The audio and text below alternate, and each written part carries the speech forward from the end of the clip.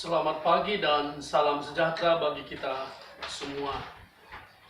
Layaklah kita bersyukur dan berterima kasih kepada Tuhan kita yang Maha Kuasa karena kita masih diberikan kesempatan kehidupan hingga saat ini.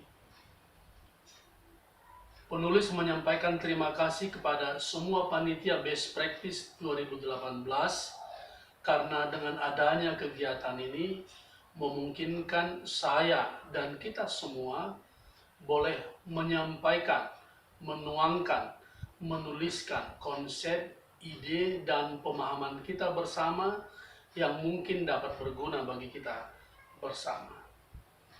Perkenalkan, nama saya Dr. Andus Sarihot Malau, saat ini sebagai pengawas SMK di Kota Medan.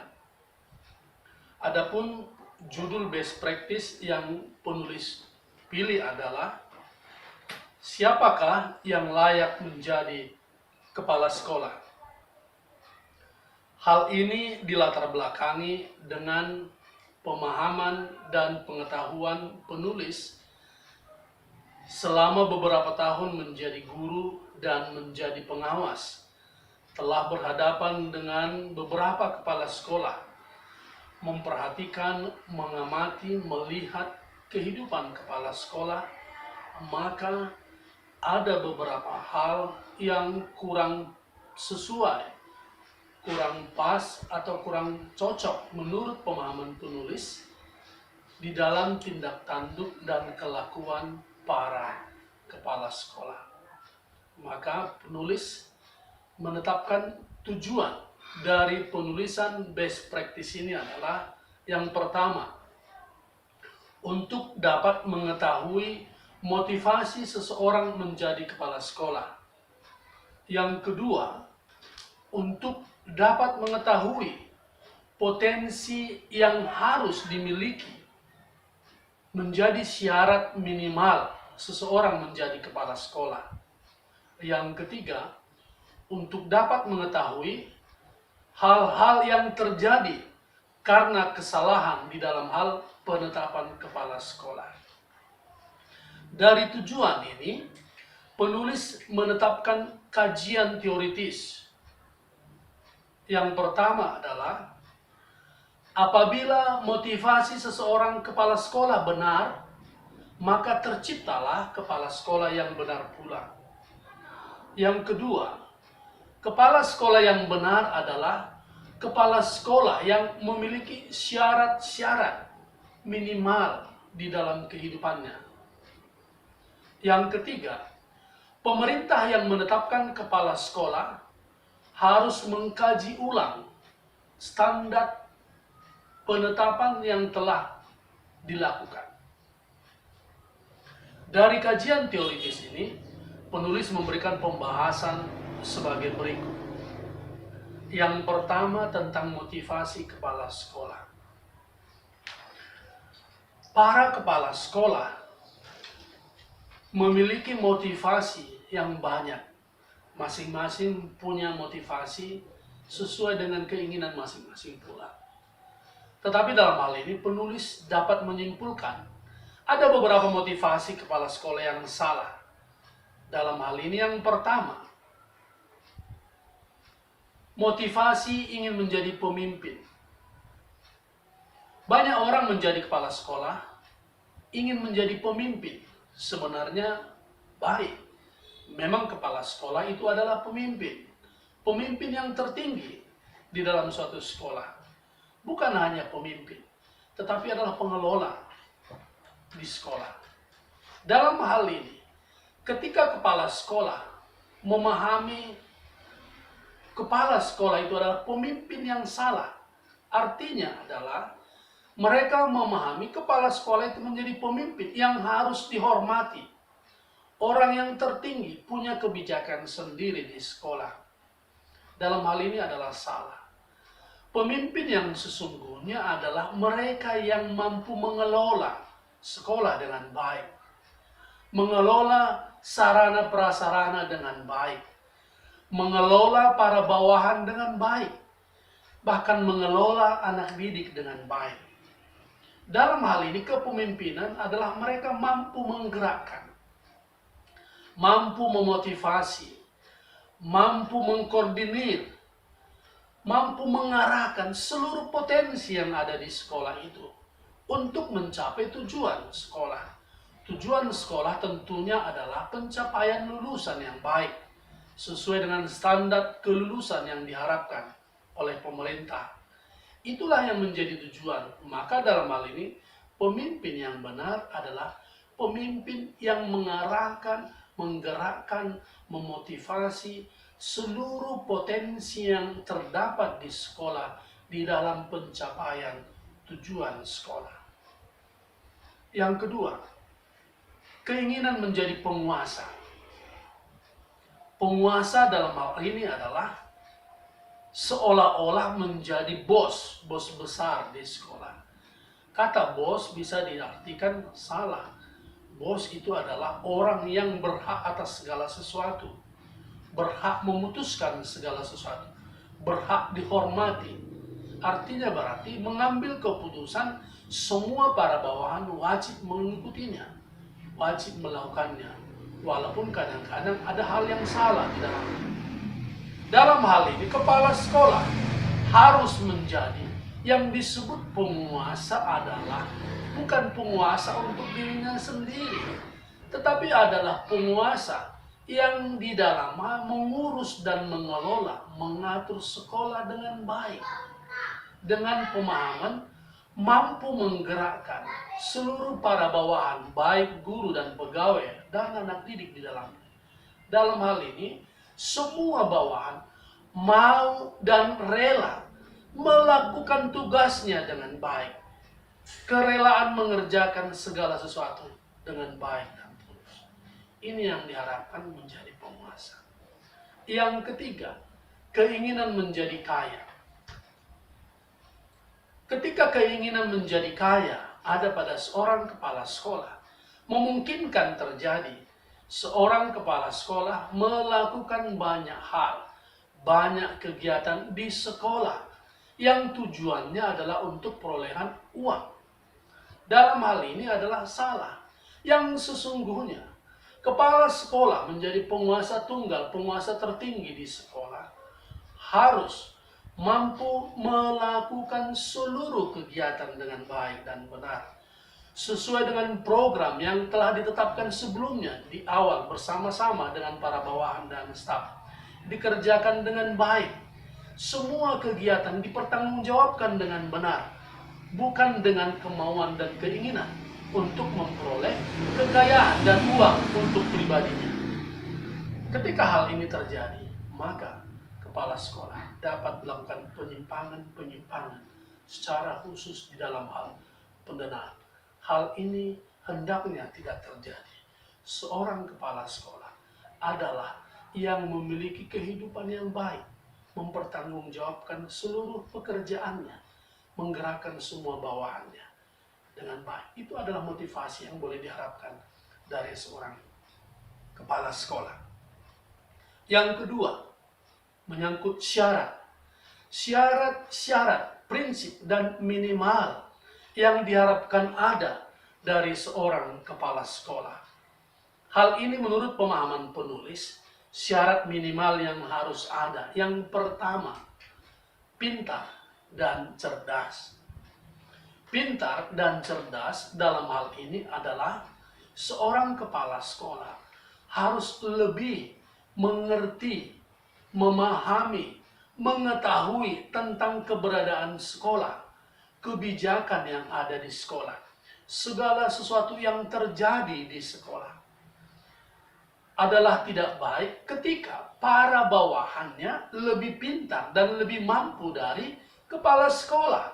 Maka bisa saja terjadi seorang kepala sekolah menjadi terbentur untuk boleh menggerakkan para bawahannya. Yang baik adalah seorang kepala sekolah mampu menggerakkan potensi, kemampuan, kelebihan para bawahan di dalam hal ini untuk mencapai tujuan sekolah. Mampu memotivasi para bawahan rela dan mau melaksanakan tugasnya untuk mencapai tujuan sekolah, bukan untuk tujuan pribadi. Yang kedua, bijaksana. Bijaksana dalam hal ini adalah ketika seorang kepala sekolah di dalam segala suatu kebijakan, keputusan, ataupun peraturan yang ditetapkan, mampu menampung seluruh aspirasi yang ada di sekolah. Dalam hal ini artinya bahwa kebijakan yang dilakukan tidak akan mengorbankan sekelompok orang. Ketika ada perbedaan ataupun perbedaan pendapat, ide di sekolah, seorang kepala sekolah bijaksana dalam hal ini mengambil keputusan yang tepat dan benar sesuai dengan kebutuhan yang ada di sekolah untuk kemajuan sekolah, bukan kemajuan untuk sekelompok orang. Yang ketiga, jujur dan sederhana. Kepala sekolah diharapkan jujur. Itu berarti adalah kepala sekolah akan melakukan semua kegiatan yang telah digariskan sebelumnya sesuai dengan program kerja yang telah disepakati di awal. Ini dilakukan dan dikerjakan sebagaimana aturan dan jangka waktu yang telah disepakati bersama. Sederhana. Sederhana itu berarti kepala sekolah harus mampu hidup dari apa yang dimilikinya, bukan apa yang diinginkannya. Kalau kepala sekolah ingin hidup dari kemauannya, bisa akan terjadi kepala sekolah dalam hidup yang keinginan bermewah-mewah, penampilan yang mewah, dan berlebih, yang sesungguhnya hidup dari kemauan, bukan dari kemampuannya. Maka dalam hal ini diharapkan kepala sekolah harus jujur dan sederhana sehingga menjadi teladan, contoh bagi seluruh bawahannya. Yang keempat, kepala sekolah harus orang yang membangun. Artinya dalam hal ini adalah kepala sekolah mampu mengembangkan apa yang sudah ada ke arah yang lebih baik lagi. Inisiatif dan kreatif kepala sekolah dituntut di dalam hal ini sebagai pemimpin. Pemimpin tertinggi yang mampu menggerakkan, memberikan ide, menuangkan ide, memunculkan ide yang lebih baik dan kreatif demi pembangunan yang lebih lagi. Perolehan yang sudah dilakukan lebih lagi ke arah yang lebih positif setiap tahunnya. Ini adalah pemahaman kepala sekolah yang punya inisiatif dan kreatif yang lebih baik. Jangan terjadi ketika seorang kepala sekolah menurun, terjadi penurunan dari apa yang telah diperoleh sebelumnya, bukan peningkatan. Menurun dari kondisi fisik, menurun dari proses belajar mengajar, menurun dari perolehan lulusan sebelumnya. Hal ini tidak baik. Yang benar adalah ketika kepala sekolah punya inisiatif dan kreatif yang lebih baik dan semakin membangun, semakin mengembangkan hal yang telah diperoleh sebelumnya, boleh makin dikembangkan dari tahun ke tahun. Yang kelima, mengayomi. Kata mengayomi, melindungi. Artinya bahwa seorang kepala sekolah harus mampu mengayomi para bawahannya. Banyaknya bawahan yang harus diperintah dan diatur dan dikelola di suatu sekolah memungkinkan kita banyak perbedaan, banyak keinginan, selera, banyak cita-cita. Dalam hal ini, kepala sekolah harus mampu mengayomi dan melindunginya. Artinya bahwa kepala sekolah itu menjadi orang tua bagi para bawahannya. Mampu menampung aspirasi, keinginan, kebutuhan para anggotanya dengan baik. Artinya dalam hal ini, ketika kepala sekolah mampu menggerakkannya melakukan tugasnya dengan penuh tanggung jawab, maka seorang kepala sekolah juga mengerti, memahami ambisi, cita-cita pribadi maupun profesi karirnya di kemudian hari. Dalam hal ini kepala sekolah harus mengerti dengan baik. Jangan terjadi akhirnya seorang bawahan tidak berkembang karirnya, ada pada posisi yang tetap begitu-begitu saja, tetapi kemajuan sekolah terjadi, kemajuan pribadi sekolah, kepala sekolah terjadi. Salah. Yang benar, seorang kepala sekolah mampu mengerti, mengayomi, menggerakkan, memajukan para bawahan dengan baik. Yang keenam, bertakwa kepada Tuhan yang Maha Kuasa. Dalam hal ini, kepala sekolah diharapkan adalah seorang yang bertakwa kepada Tuhan yang Maha Kuasa. Artinya, ketika seseorang orang yang bertakwa adalah dia yang menjalankan ajaran agamanya dengan baik. Ajaran agama itu pada prinsipnya adalah baik dan benar. Ketika dilakukan dengan baik, maka keseluruhan konsep pemahaman syarat yang ada di atas itu terlaksana di atas dengan baik. Artinya apa? Ketika seseorang bertakwa kepada Tuhan, maka dia adalah orang yang rajin bekerja, ulet melakukan tanggung jawabnya dengan baik, jujur, melakukan segala sesuatu dengan benar, bertanggung jawab. Ya, apapun yang dikerjakannya dipertanggungjawabkan dengan baik. Tidak melakukan penyimpangan. Mengasihi, peduli kepada para bawahan dan anak didiknya. Itu berarti juga memperhatikan masa depannya, masa depan anak-anak. Secara sederhana, itu adalah orang yang bertakwa kepada Tuhan yang Maha Kuasa. Maka, kalau ajaran agama kita lakukan dengan baik, keseluruhan syarat yang sudah disampaikan ada 5 di atas, itu memungkinkan dilakukan dengan baik. Yang ketiga, pembahasan kita yang ketiga, menyangkut pemerintah selaku penguasa dalam hal ini yang menetapkan keputusan mengangkat seorang menjadi kepala sekolah. Artinya apa? Pemerintah dalam hal ini dinas pendidikan adalah perlu mengkaji ulang standar minimal ataupun syarat apa yang sesungguhnya ditetapkan untuk menetapkan seseorang menjadi kepala sekolah. Mengingat besarnya peranan dan fungsi kepala sekolah itu, dalam hal ini pemerintah harus berhati-hati mengkaji ulang di dalam hal menetapkan siapa sesungguhnya yang layak. Karena ketika salah di dalam hal menetapkan kepala sekolah, maka kesalahan yang tercipta pertama adalah di sekolah. Kesalahan komunikasi antara seorang kepala sekolah dengan guru dan bawahan dan anak didik. Ketika komunikasi sudah salah, maka kegiatan di sekolah menjadi terganggu. Kalau kegiatan di sekolah terganggu, maka proses belajar mengajar akan terganggu. Kalau proses belajar mengajar terganggu di sekolah, pencapaian tujuan untuk perolehan alumni lulusan yang baik akan terganggu pula. Kalau lulusan alumni kita terganggu, maka kualitas dari anak didik yang hadir di masyarakat itu akan terganggu. Tidak memiliki kualitas yang baik, yang sebagaimana diharapkan. Yang baik dan benar. Pemerintah dalam hal ini, supaya menetapkan, memilih kepala sekolah yang baik. Ketika kepala sekolah dipilih dengan baik, maka sekolah akan dipimpin dengan baik. Seorang kepala sekolah yang mampu menggerakkan, mengayomi, dan memajukan sekolah, dilakukan dengan jujur dan baik. Maka kegiatan di sekolah akan berkembang dengan baik. Yang pasti perolehan lulusan alumninya akan baik. Tercipta anak didik yang berkualitas, punya tanggung jawab, punya kepribadian yang baik, dibentuk selama di sekolah, hadir di tengah masyarakat, maka pasti suatu saat bangsa negara kita pun akan berkualitas.